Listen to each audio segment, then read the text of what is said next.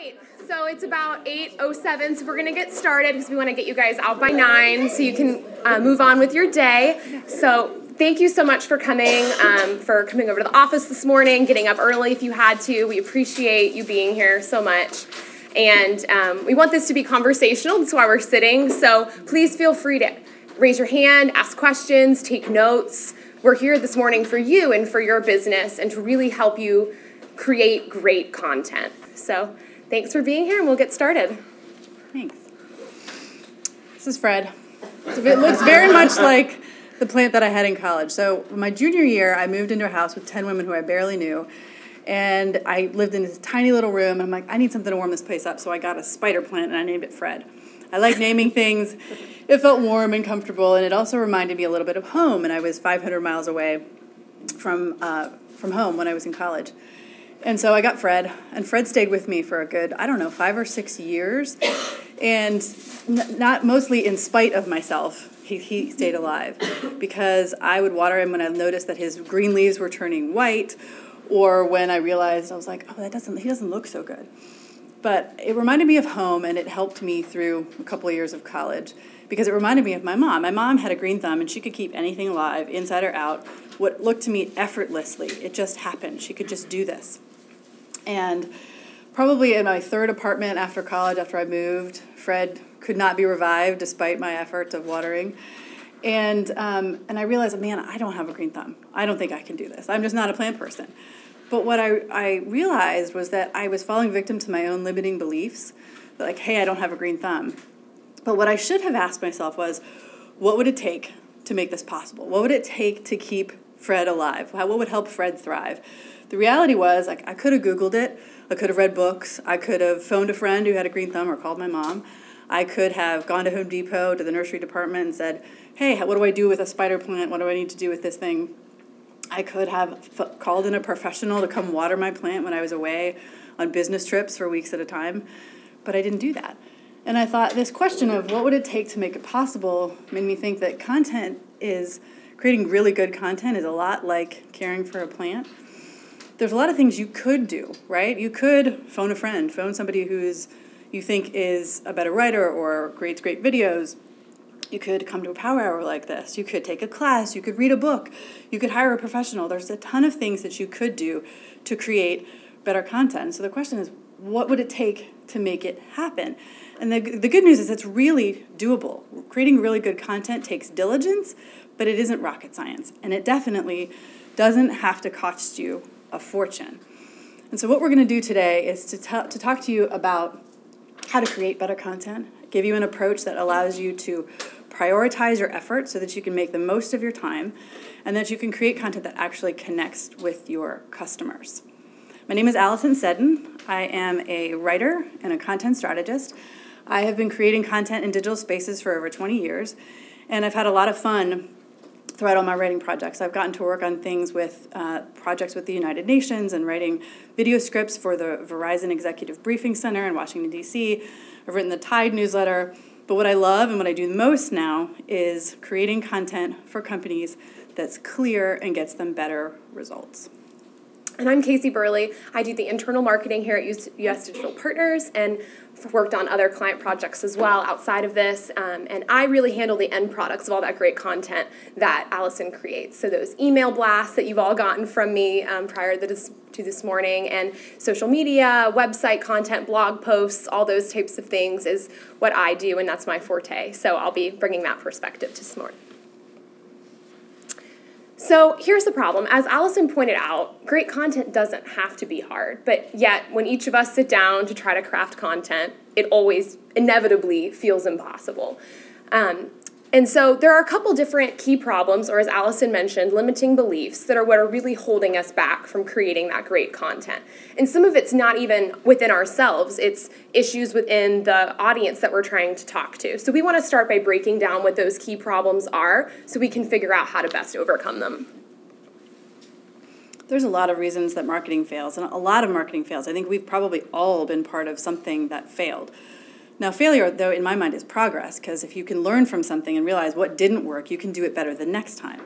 But one of the main reasons is that the messaging is unclear. And I'm not just saying this because I'm a writer. It's because most companies either use their own internal speak or they use sentences that are too complex. They're trying to communicate something that is complex in an easy way, and most of the time, it's hard to do, so it doesn't often work. On top of that, companies love to talk about themselves. There's these two ways of thinking about it. Messaging that's company-centric, meaning they're talking all about themselves, and people love, these are our values, and this is our mission, and we're so proud of our history, and they often lead with that. Versus customer-centric messaging, which is more about how does your company serve the customer? What's in it for me? If I'm going to your website, I need to know within 5 seconds, what do you do and what can you do for me? It's really the difference between getting stuck at a party talking to someone who's just droning on about this is where they just went and all their accomplishments and here's what they can do, and they ask nothing about you except your name, versus someone who is engaging and is asking you questions and maybe has some interesting insights they can offer. You want to be the customer-centric, not the company-centric, but most people aren't, because really, isn't it easier to talk about yourself than to try to ask good questions and engage somebody else? It's easier, and it's something we all sort of fall prey to. But in addition to the reasons these things fail, there are 4 myths of content strategy that we have all done at some point. So jumping right in, myth number 1, we just need killer design. So here at USDP, we obviously love great design. We have a whole talented design team that creates beautiful websites, email campaigns, you name it, apps. But the unfortunate reality is that content is what sells. So we have the most beautiful website page, but if the content's horrible, no one's going to buy it. No one's going to call you. No one's going to fill out the form. And we've all landed on a website like that where it was gorgeous, but we're like, where's the meat? What is this about? What do you do? I don't know, but it's beautiful. And so we used to design templates like that for our clients where we hand over the template, now let's make the content around the template and figure out, all right, we need like 1 sentence, paragraph, whatever it might be, fit it within that template. But now we've really reversed that model and we're designing based on the content and trying to really figure out what is the message of the company and then what is the design that we need to progress that message on. And there's a great blog post on our website about that if you want to read some more. It's called Message-Based Design. Happy to send it to anyone as well if you want to reach out afterwards. We really break down what does that look like to start with messaging first and then go into the design side of things. Sorry. Myth number 2 is something I hear a lot. And it's, I should be able to do this myself. And the reality is we can all write, we can all put words together and string sentences together. But the better question is, should you do it? And I don't mean that as you're not capable, but really, what is your time worth and what is your talent worth? And is it worth it for you to do it? Is it worth it to phone a friend? What's the right approach for that? You don't want to do it because you can prove to yourself you can do it. But if you have 16 other things going on and you know something has to get done, it's a great time to say, okay, let's be realistic. What can I really accomplish in this time frame? Because we've seen many websites get delayed because clients will say, hey, I can do this, and the content is almost never on time, and it's almost never ready to go, like ready to be put into the website. And it then falls prey into the first myth, which is that we've created this website, but we don't have any content yet, and then we're trying to fit a round peg into a square hole, and it doesn't work nearly as well. So the reality is just saying, recognize your strengths and be willing to say, like, what can I realistically handle? And then myth number 3, we need to keep up with the trends, keep up with the Joneses. So this is something I hear all the time from our clients, from clients I've worked with previously. I had a client I worked with for a while that was a doctor's office here in Cincinnati. And there was this doctor's office in a similar specialty out in LA that they were just obsessed with. And they had this great Instagram account with like 100,000 followers, and they did all these procedure videos. And they would show the before and after and video during the procedure. I'm sure some of you have seen things like this on YouTube or social media. And they were just convinced that if they could start making procedure videos like that, their business was going to take off, the books were going to be full, and that this was the answer. But then when they started trying to create these videos, they realized that when patients are having an uncomfortable procedure done, you're shoving a camera in their face. And that really went against their goal of patient experience and really providing the best possible experience. And so there's this conflicting interest of what are my business goals versus these things that this other company that seems like they're similar to us is out there doing. And you really have to think about where that meets in the middle. And I'm sure you guys have people inside your organizations like we do that are full of awesome ideas. And they're always sending you things like, hey, we should put our logo on this, or why don't we do an event like that? And those people are great. And a lot of their ideas are good. But you have to be that person to bring it back to your goals and to center it and say, where are we trying to go? And is this something that makes sense for that journey? And really bring it back to that. And that's something that we struggle with too here all the time. We'll come up with something and then realize, hey, that's really not what we're trying to do here. So just be honest with yourself and really stay aware of your goals for that. Yeah, it's great to be inspired by something. And it's often, and it kind of builds into this next one, which is that I need to spend all this money on market research, and then I will know how to write this content. And that's most of the time not true. That said, I love data. I love information. I love things that have been tested. I like it when we do A/B testing and we can tell which phrase or which message works better than another. But I've also seen these beautiful glossy books produced by agencies that have, they're 20 pages long, and there's archetypes for the company. They're brave and they're bold, but they're also humble. And there's like $100,000 spent on this thing. Brand standards are wonderful, and you should have them, and you should have a tone and a voice and be able to follow that. But I cannot honestly recall a time when I've been handed something like that, and I've written better content because it existed. Because what really it's a study on the company. It's not a study on your customer. And so that's where, so if you're going to spend time or effort on something, you want to spend it on what are your customers' problems and how do I solve them? What questions are they asking? What keeps them up at night? And so one of the things we were looking at is what does this look like when we fall prey to some of these speed bumps to better content? And we pulled these from local companies. These are all companies, small businesses based here in Cincinnati. These are all screenshots of statements on their homepage. And truly, I've worked with a lot of them, and great people. They're very smart. They're really helping their customers. They're really good to work with. These are some of the best companies in the city, really. But there's a disconnect between what you get when you're in person with them and what a customer would get and what you're getting on the website. Like, what we do, digital transformation lives out across the organization. What does that mean? I have no idea. And I've actually worked on digital transformation projects. I still don't know what it is or how it's going to help me. Yeah, or we have this company here, and their end line of their mission statement, all in bold. We are passionately dedicated to our work. You would hope. I mean, things like this, they sound so great, and I've been in the place, even myself, writing content. You're like, this is so powerful. I'm really going to move people. But put yourself in the customer's shoes. What does that mean? What does it mean for them and their problems and where they're at in life?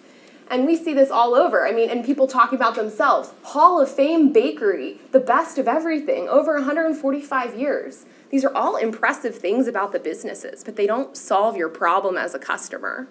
Right. And some of these are useful exercises for a company culture and for you to have so that everyone's on the same page about who you are and what you stand for. Customers don't care. They want to know what you can do for them. And if you can't flip that narrative and talk about how things benefit the customer, then, and you definitely don't want to lead with this.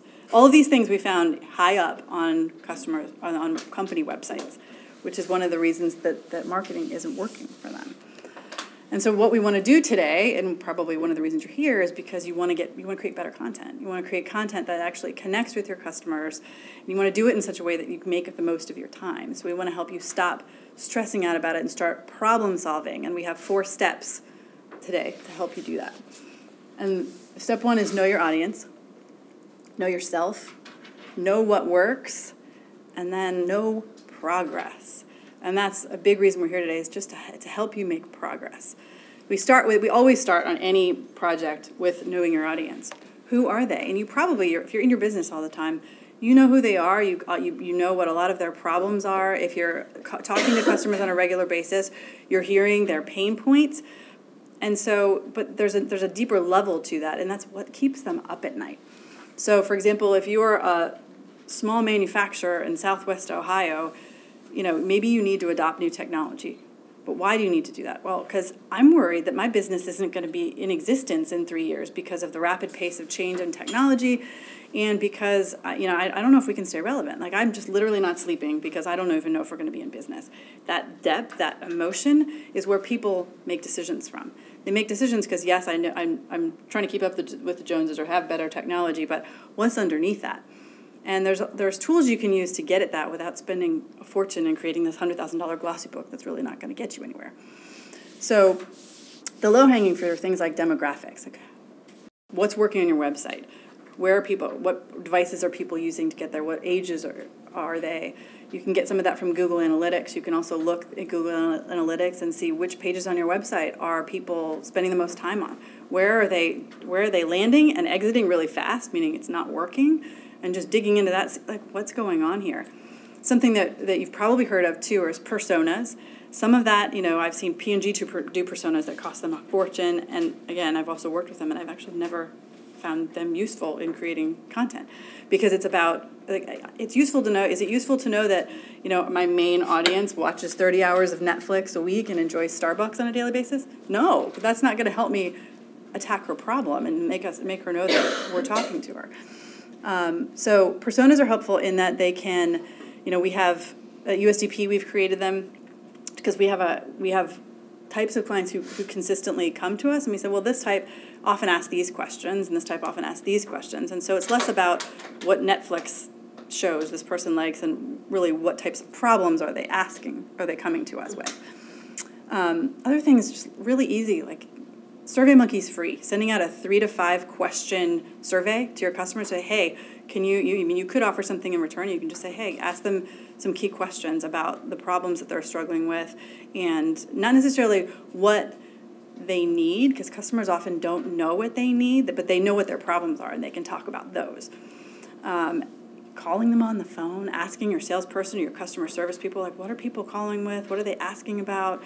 And then there is a tool that we use on a regular basis, which is the most interesting and most useful tool that I've ever used, and it's called a brand script. It's based on the Storybrand framework by Donald Miller. And I mean, I've tried to create my own processes and tools and all this stuff. I love this one because it's deceptively simple, but it's brilliant in its simplicity. It makes you focus on a customer's problem. Because really, good marketing, good messaging solves a customer's problem. It's not an expression of a company's values or mission or feelings. It's solving a customer's problem. And the brand script really helps you do that. It also helps you flip the script and say, I'm not the hero in this story. As much as I want to be, as much as companies think they are, your customer is the hero. This brand script process forces you to flip it and say, the customer is the hero, and I'm just the guide who's walking them through this process and helping them succeed. And we're so enthusiastic about this approach that USDP is actually becoming a Storybrand certified agency in about 2 weeks. And David Brecount will come up at the end and talk about that briefly if you all are interested in that. So step 2 is know yourself. And so this starts with really looking internally at your team, your company, your organization, and figuring out where are we lacking, what are the areas of our sales funnel that we need to grow. And so for those of you who were here last month for the sales funnel presentation, we really like to segment it out in this way so it's a little bit easier to understand where you need to put your work toward. So we separate into 3 parts, top, middle, and top. And at the top, top, middle, and bottom. And at the top, you're really helping people just start to get to know you and increasing awareness. You're generating those page views, putting out ads, things like that. In the middle, you're capturing and nurturing the leads and really starting to get people into your email list. Maybe you're giving them some different value items to help them get to know your business and offer them something. And then at the bottom, you're turning those leads into customers, donors, and fans. So that's when the conversion's happening. We have a question. Oh, yeah. I don't know, am I okay? Yeah, go ahead. I'm familiar with the funnel system. My question is, what does the timeline look like on this? Is this like your quarterly, like first quarter is top, second quarter is middle, or is it like yearly? My first year, 2 years is like visibility, providing value, that kind of thing. Yeah. And then like how does or is that curated towards each company? Yeah. It's different for every company, and I don't know that I could set a time frame on it, because if you're a brand new company and no one's ever heard of you, you've got to start at the top and just get people's eyeballs on you. Right, but I think I don't know that we could set a specific time frame. It also, Casey's going to talk a little bit about this too, depends on what your goals are. Sure. Yeah, and I think what do you really want to accomplish? Like, let's say in the next 6 months, what are your company's goals? Sure. And in theory, if things are working properly, you're going to have some people in each level of the funnel always. You're going to have some groups of people that are just finding out who you are, other people who are getting information but they're not ready to decide yet, and then other people who are actively deciding. But which one you want to work on is really based on where you're at as a company. So if you just had a merger and no one knows this new name you made up and they have no idea who you are, you might want to be working on the top. Sure. Versus depending on where you are and what you need to grow, you might be further down the funnel. And so to continue answering your question, some different questions you can ask to figure out what part of the funnel you should be working on. So the top, are they seeing my company? Do they know that we exist? Some really basic questions, like Alison mentioned with Google Analytics, you can get some info from that, seeing how many impressions are your ads getting or your social media posts, finding out how many people are seeing me. Do they know I'm out there? In the middle, are they signing up and am I offering them value? So looking at things like email list registrations, form submissions, things like that, figuring out how many people are actually actively engaging with your company to try to figure out if they want to work with you or not. And then lastly, at the bottom, the question's pretty clear, are they converting? How many of those people that you have engaging in these other layers are actually turning into your customers, donors, and fans? And then just briefly to help make it a little bit clearer, there are some different types of content at each level. This could help you think about where there might be some gaps that you need to work on. So at the top, things like ads, videos, blog posts, your website content, paid search ads, paid search for keywords, things like that, social media efforts. In the middle, blog posts, PDF downloads, email marketing, your remarketing, having webinars or events, free stuff, social media, all those good things. And then at the bottom, that's when you're really helping to drive those decisions. You're having clear call to actions that are driving them to do something. Get a free consultation, do a free trial, call us today, those kind of things. Offering bundles, maybe you can offer a couple different packages together and bundle the service to make it more valuable, make them purchase it sooner. Things like that are what you can be doing at the bottom. This is a great, I like to have systems. This is an easy system to say, like, what content are we producing now, and where does it fall into this funnel? Question. Yeah. How would you adjust this for a company that doesn't sell widgets? I mean, like, we can't offer, get a free exhibit design with your master plan. Like, Sure. It's just not done in this industry. So this is like my biggest, when I go to these classes, like, that's the biggest stumbling block for me, is that our company just doesn't work the same. Sure, you're not going to have like a percentage off offer or something like that. A lot of it is like, how much value can you give to your customers? What can you give away? What knowledge? It's more about knowledge. It's more about insights. It's more about what can we create that's going to add value to them and help them if they're in a big project like that. They're creating some kind of experience. Like, what kind of knowledge or insights can you give them to help them realize, like, oh, these are people who understand me, and these are people who I think can help me. So, like, 10 mistakes people make when they are doing a master plan. Yes. Right. So that we could, like, canvas. Yes. Help them solve their problems. I mean, because when you're talking about a massive project like you guys create, I mean, I'm sure that there are common questions or concerns that clients have.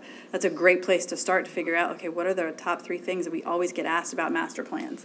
And creating content around that. So you're already you're anticipating their questions, and then you're answering it for them. I think in spaces like yours, I think knowledge sharing and giving that away for free is a really big deal. And that's something that we struggle with here internally, too. Even though people would love it, it's not like we can run a 10% off websites promotion. So you have to think about in your customer's shoes and put yourself in their mindset and say, if I were my customer and I was on the edge of working with this company, what would be the things holding me back? What are the questions that I have? What are my concerns and fears? And just figuring out ways to answer that and to give them peace about deciding to work with you, I think, is all you can do for companies like that are a little bit more service-based, if that makes sense. But we're happy to help brainstorm some stuff, too, if that would be helpful. Thanks. And so then step number 3 is know what's working. So once you've gone through your sales funnel and you've looked at the different types of content, really hone in on what are the pieces that maybe are doing really well for my company and what are the pieces that maybe aren't doing so well. So I want to encourage you all to think about maybe 3 pieces of content that are really starting to drive people through your sales funnel. And I want you to think out of the box here, not just blog posts or social media posts or an email that got a really high open rate, but different things, like maybe there's a PDF or a presentation that your best salesperson uses, and every time they pitch, they have crazy return rate on people deciding to work with you. What is in that presentation? What are people enjoying and what's resonating with them? Or maybe there was a trade show that you went to that it was just dynamite and you walked away with more leads than you could believe. What were you handing out? What did it say? What is this information that people are grabbing onto? And I think something that's easy to do when you're trying to figure out what's working is to look at the metrics without looking at your sales funnel. And so that post from your Christmas party that got hundreds of likes and all these comments, but it's from your employees' relatives or friends, those aren't people in your sales funnel. So it might have gotten really high engagement, but it's not helping people move through the funnel. So that email that didn't have as high of an open rate, but you got a ton of responses on it, that actually might be one of your stronger pieces of content. And so think about it from that lens, not so much the metrics, but more so what is really moving people through that funnel. Does that make sense? And that's something that I do in almost every engagement is ask clients for show me your marketing materials, show me what you've done, show me any of those sales presentations, let me see the world of content, and let's see out of this, is there anything that we can use? Yeah. Which also helps me to understand, okay, who are you, what do you do, what are you already doing, what's the language you're already using, and then figure out okay, what's working and what's not working. So then once you've gathered this, really evaluate the performance of that content, and then also identify gaps. If you're doing everything for the top of your funnel, but the middle is what's really struggling, then you need to look at what is the content that I could be creating for that middle of the funnel, and then start there. And the point of all this is so that you can know progress. And the best place to start is always what you already have. Don't try to reinvent the wheel yet. Look at all those pieces and then try to optimize that content. So we had a client who recently had a brochure they created for a trade show, and they got 100 leads out of this trade show because they chose to solely focus on this one part of their business. So that's where we started. Said, okay, what are all the materials? What did it look like? What did the booth look like? What was the brochure? We started there, and that's where we started to create content around because that was the thing that resonated. I mean, 100 leads, they literally couldn't, the company could not have taken all those customers if they wanted to, and they wanted to, because they just didn't have the capacity. It was a really great problem to have, because the point here is not to increase and just suddenly churn content out. It's to create really good quality content so that you're making the most of your time too. And part of that is when you get to the thing of creating new content, I could talk about this for a very long time, but the key here is to stay focused on your customer's problem. Like I said, great marketing messaging is customer-centric, and it solves the customer's problem and adds value to their life. It's not an exercise in communicating yourself. And if you can stay focused on your customer's problem, you're going to have a lot more success. We often get asked about content calendars. When you're creating content, do you need one? You don't necessarily have to have one, but what you do need is a deadline with accountability. What I mean by that is not just sticking it on your Google Calendar and saying, okay, on October 15th, I'm going to have this done. It's actually saying to management or to your team, okay, we're going to have 3 blog posts done. Here are the topics, and we're going to have them done. So there are other people who can come to you and expect to see this when it's finished. And I did some research on this because I know deadlines help me, they always have, but it actually helps people get things done 2.5 months faster just by having a deadline. So I would say if you had to prioritize content calendar and worrying about how to format it, there's tons of free templates out there. Give yourself a deadline. To get progress done, give yourself a deadline and make it known to other people so that there's accountability there. Because perfection is not the goal here, it's progress, right? Thankfully, in a digital world, things are editable. Back when we used to do things that were all in print, it was like, oh, we made a mistake. Oh, it's not working. It's going to cost a fortune and take us 3 months to fix this. It's not the case anymore. So I encourage you to be willing to take risks and put content out there and see what happens. We do this a lot. We just say hey, I think this would be a great topic. Let's put a blog post out there. Let's make a video out of this and see what happens. Sometimes it's going to work and sometimes it isn't, even if you are solving a customer's problem, because it might be the customer might have 5 problems and you just solved number 5, which is way down the list of their priorities. So focus on progress, not perfection. You want good content, and you want it to be something that's attainable. I also recommend that you make it something measurable, if you can. So let's say you're going to write a blog post, put it out there and decide what are you going to track. Are you going to track impressions? Or are you going to track the time somebody spends on that page? I mean, if one person visits it in a month, then it's probably not very successful. But if you can make it measurable so you can go back and look, did that work? Can you ask people about it? Can you send it out to a couple of your customers and say, does this help you at all? Those are all great things, because the key here is to know progress. And so what does that look like when you know progress? What does success look like? And we're gonna go through and kind of show you some pros and cons of a couple of different websites and what some good content is and less beneficial content is. And we're totally gonna pick on Yeti right now. We love Yeti. Yes, we both got our Yeti cups here, so clearly we are Yeti fans. We're customers. We converted. But even highly successful companies do not hit the mark every single time, and so and that's okay. Yeah. It really is.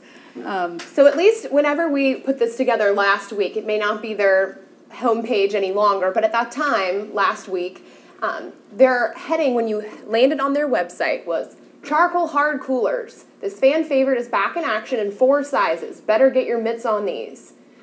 So this is great image, design is great, but unfortunately, it's not solving a problem. What if they said instead something like coolers that work as hard as you do? Or maybe for their customers that are concerned about their primarily white coolers, maybe you say something like, dirt's got nothing on the gray charcoal cooler, something that's actually engaging with the customer's issue.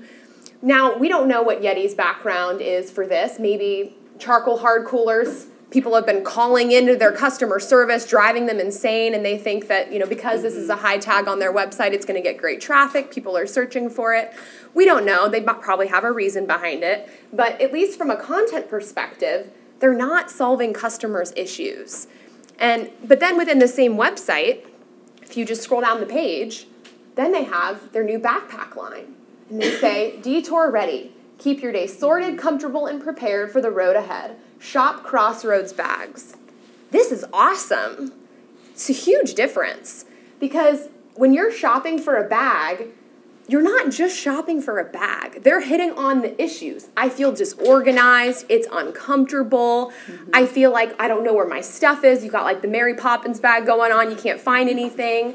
And it's really getting to the root of how you want to feel. I want to feel like I can command my day, whether I'm shuttling kids around or I'm going on a hike or I'm going to work. I want to be able to find my stuff and feel comfortable on the way there.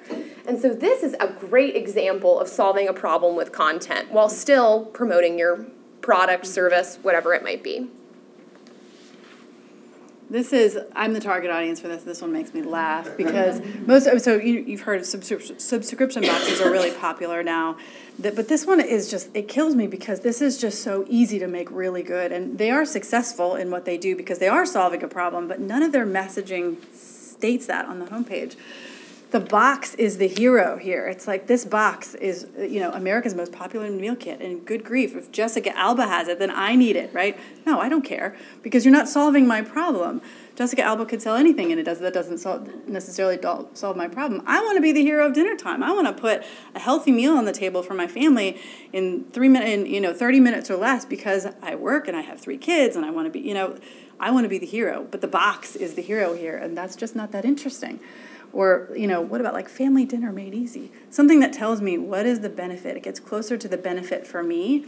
And the site does a really good job of explaining what's in the box and how the process of ordering the box works and all of that stuff. So they do a really good job of being clear about that.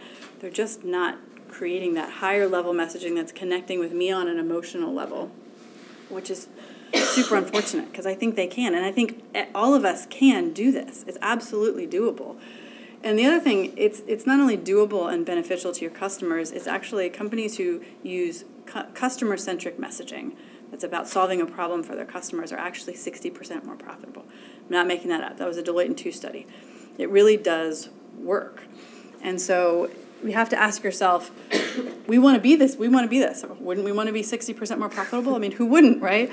The question is, what would it take to make this happening? What would it take to create more customer-centric messaging? And I want to show you an example of a picture of success. This is not it. by the way.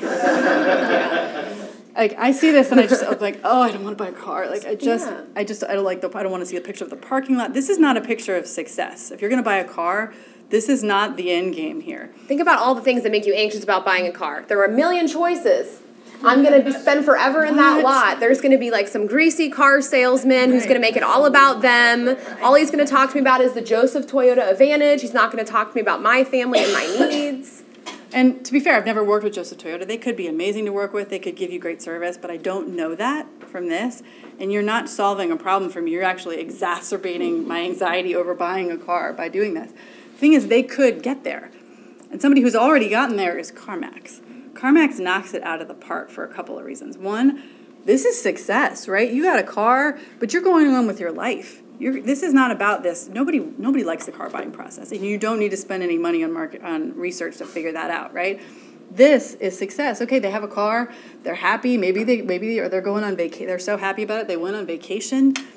The other thing that CarMax does, it gets us home together. That's exactly right. Like, I don't want to stay in that ugly parking lot. I want to go home and be with my family and do fun things and feel confident in the car that I'm driving. I actually bought a car from CarMax this year, in part because I liked their approach. And also because the other reason I think that they knocked it out of the park is because when I went there, my experience at CarMax versus, I've bought a car from a car dealership, my experience with CarMax feels like more like this.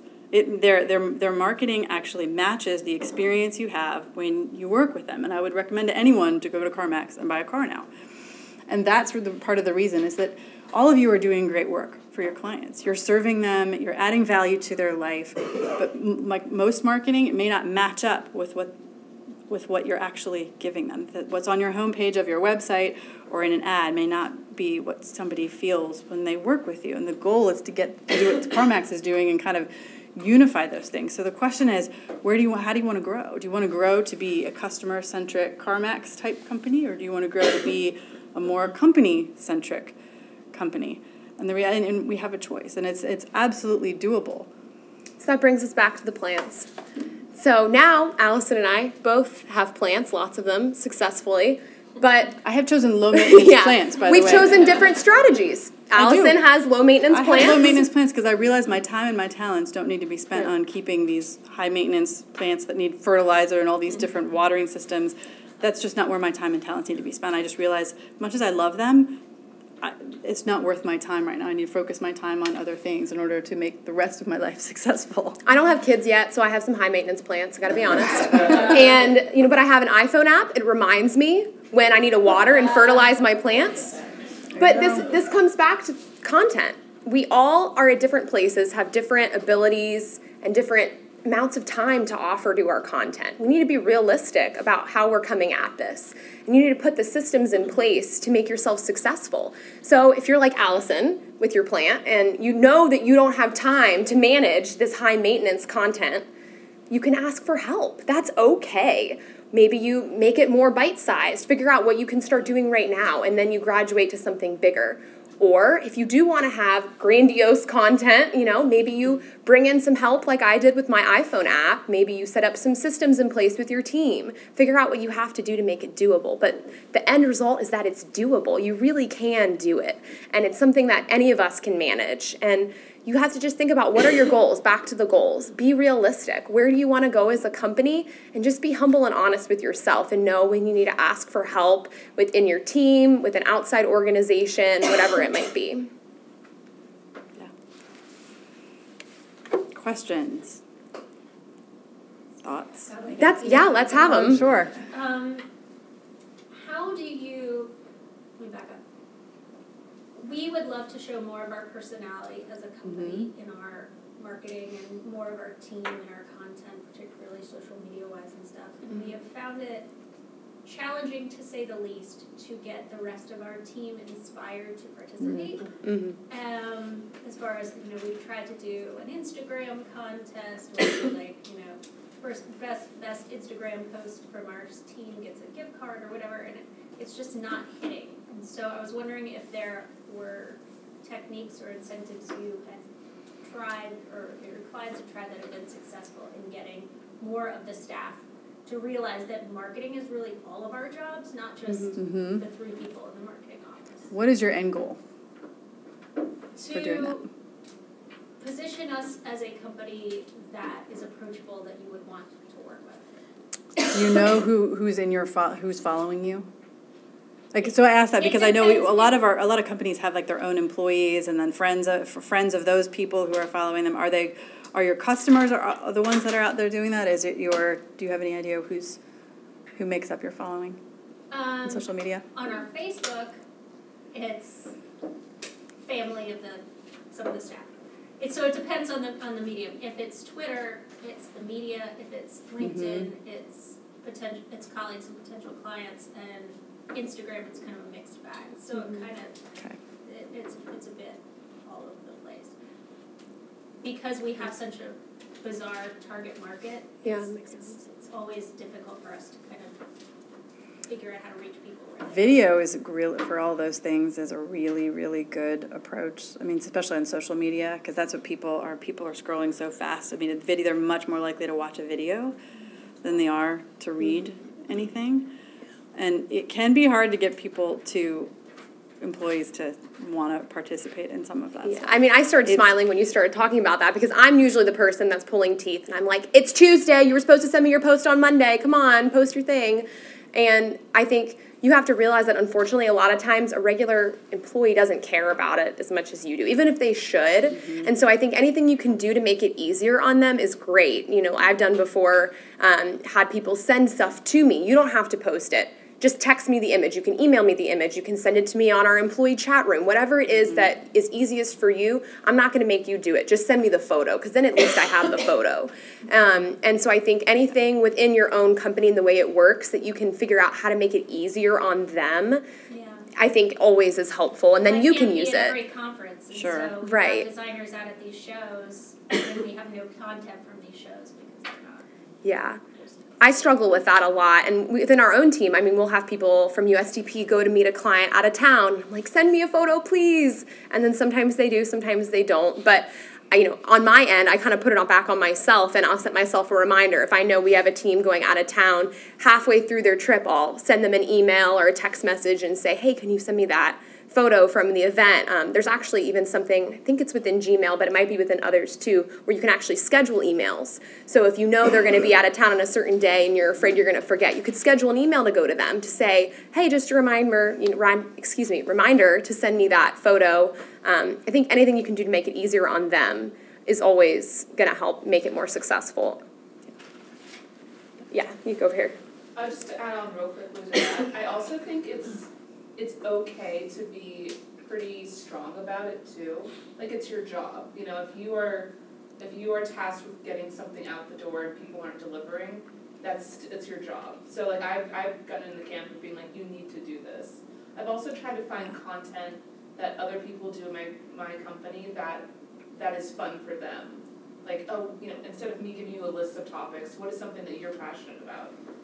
That always helps me.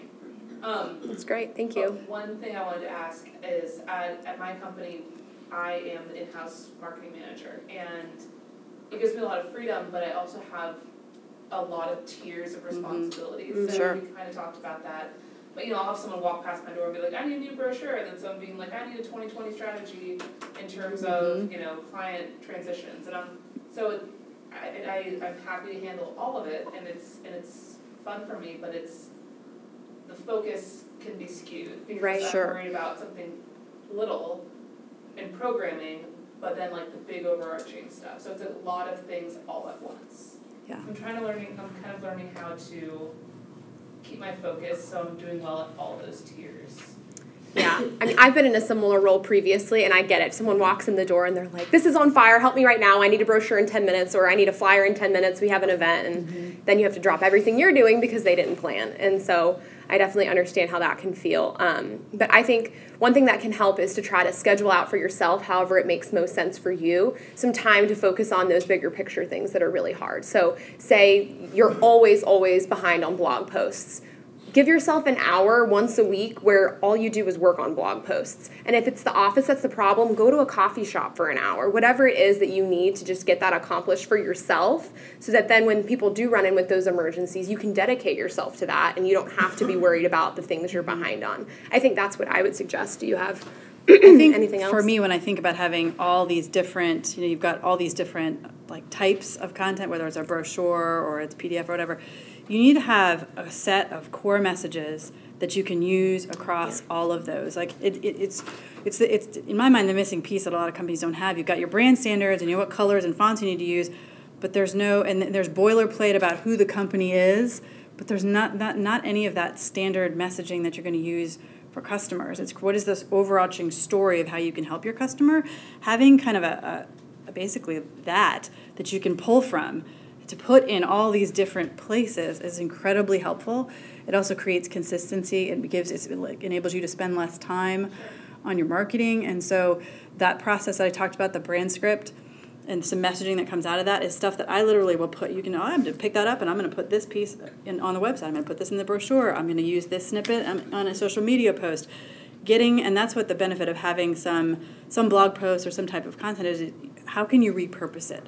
When you're creating something, keep in mind, what other ways could I use this? Hopefully it's not just a one and done. Sometimes it is, and that's just the reality of it if you need a brochure or something. But having that like a repository of really good messages that you can pull and use. And sometimes I've created a matrix. Like you have 3 different types of customers. Well, here are 3 key messages for this customer, 3 key messages for this one, 3 key messages for this one that you can sort of lift out and use. That saves a lot of time, and then it's something that you probably go back and you like revise it annually or something, or potentially more frequently than that. But then you have that set of messages that you can go from, and then if you're producing all those things, you also want to check to see like what's working. Did that brochure? I know I created that brochure for you. How'd it go? Have you gotten any leads out of that? Yeah. Is that helpful? That's great. Yeah, that's great. That's super great. I love that. Yes. Can you talk about the connection between SEO and blog posts or website content? Great question. Absolutely. We were just at a new client in Michigan last week, and we actually brainstormed based on, for like 5 minutes, we came up with like 10 different posts. So the key is still to start with the customer's problem. We don't want to create content just because you want to win on a keyword. It has to be something that makes sense for your company, makes sense for your clients. So let's say, for example, it's like, we'll use Claire's example of like you're creating a master plan, like, okay, 10 pitfalls of master planning or something like that. And then you'd say, okay, these customers tend to have these 3 questions when it comes to master planning. I'm literally going to type that in Google and say, what's that question? Are there any hits on that? Is anybody talking about that? And then you're going to go, okay, well, are there any keywords that I can use? And you're going to use those and actually make that the title of the blog post. Like 10 ways to avoid, or like the 4 myths of content strategy. I have no idea if that's a thing. It's probably not on SEO, but if you're thinking about like, oh, that's not my idea, like put it in, Google it, see if any hits are coming up, and start looking for keywords that are related to the topic. The topic and your customer's problem and helping to solve that is always where you start. Yeah, and so there are some the keyword needs to be the title of the blog post. Yes, the keyword should be in the title, and they should also be in your first heading, your H1 on the page. And there are some keyword research tools out there as well that we can share with you for helping to figure out, like, is master plan or strategic plan going to get better search results for this particular topic, and trying to figure out those differences once you do hone in on the customer problem that you're trying to solve. And we've said no to blog posts that people have come to us for at USDP because I'm really passionate about this thing. That's awesome, and I'm glad that you are, but nobody else cares about it. So we're not going to create a blog post around it. You want to do what's going to be useful for your customers. So with that, we have about 5 minutes left, and David's going to come up to talk about our new addition as a Storybrand agency. Scott, what's the title of the Yoast WordPress blog post? That's a great post. How to use Yoast for SEO. On our website, like how to use Yoast for SEO. That's it, yeah. It's really helpful. It's out there. It's in like the top 15 or 20. But the point there, you're right. It's that pick a phrase, and that phrase needs to be in the title, and it needs to be in the H1 tag in the HTML, but it also needs to be a couple times in the content, higher up. It needs to be, if you have images, you put it in the meta of the image. It's ideal if the title is also the URL. So literally from top to bottom, you're like, there's that phrase in the URL. It's in the title of the page. It's in the H1. There it is in the first 2 paragraphs. And the images associated also have that phrase.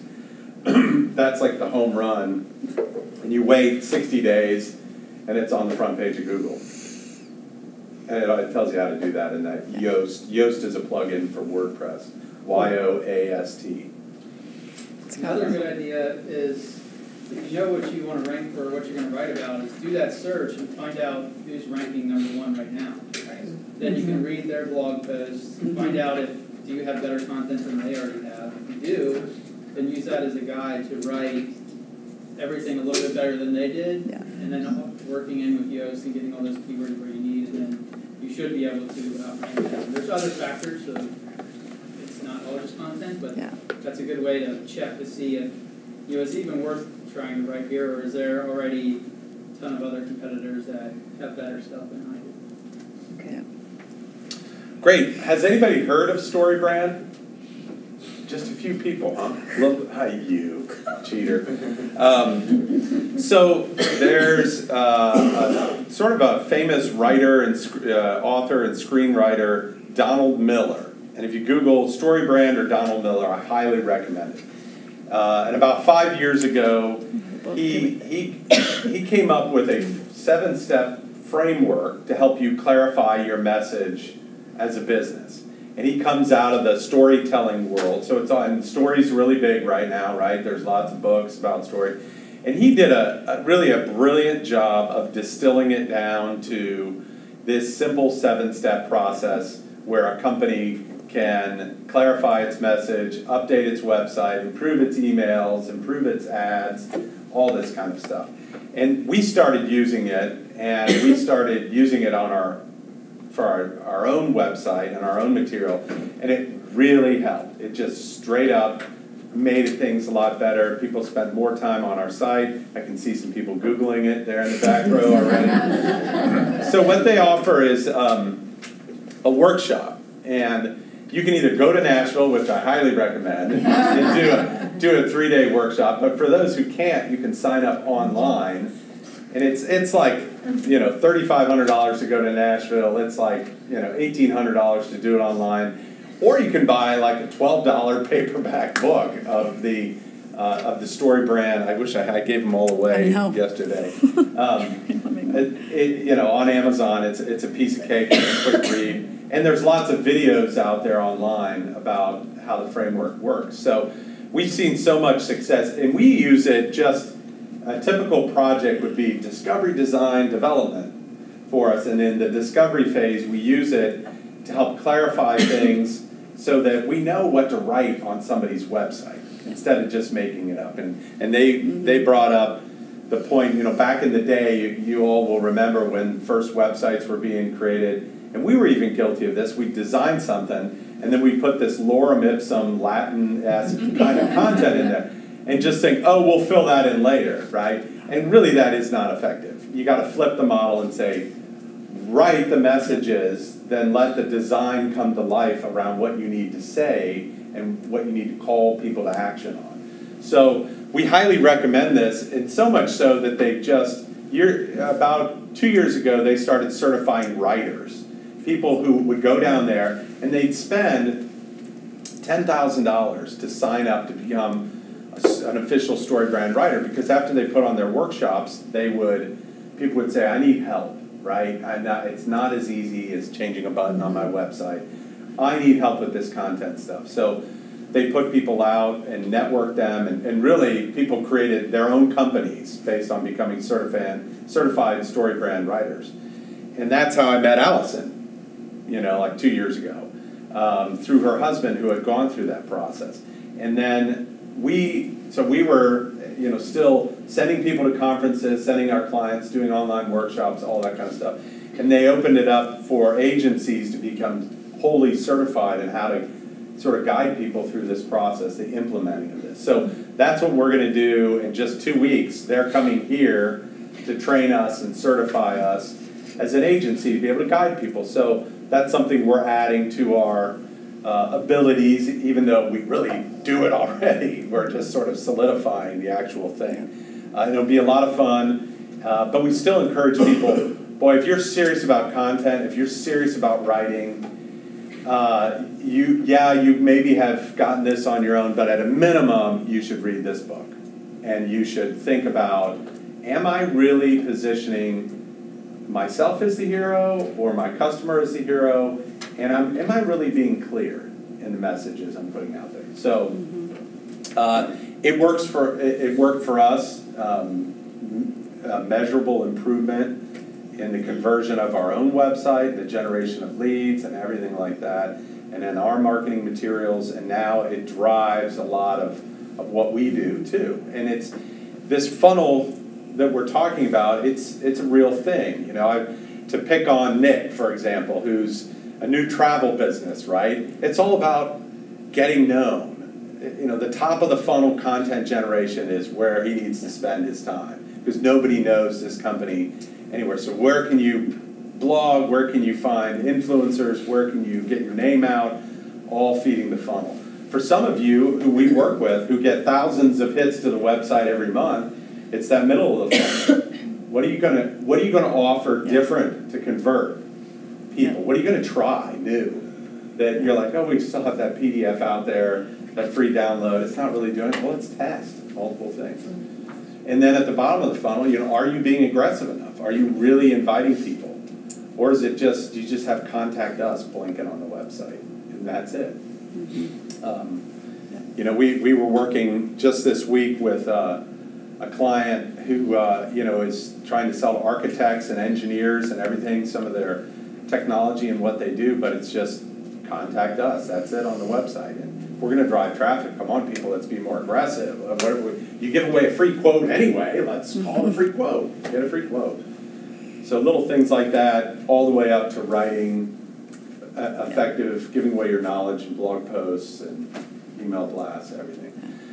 So if anybody's interested in that, eventually, you know, we'd be happy to guide you through the Storybrand implementation. If you want to read a book or go to get your company to pay, go down to Nashville. Worth it, so worth it. Any other questions?